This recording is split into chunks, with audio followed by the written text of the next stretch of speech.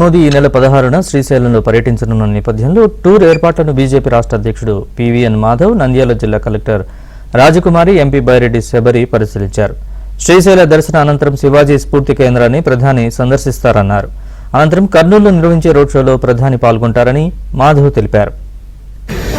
రేపు 16వ తారీఖున మన ప్రియతమ ప్రధాని నరేంద్ర మోడీ గారు శ్రీశైల మల్లికార్జున స్వామి యొక్క దర్శనార్థం రావటం ఏదైతుందో నిజంగానే చాలా గొప్ప విశేషం.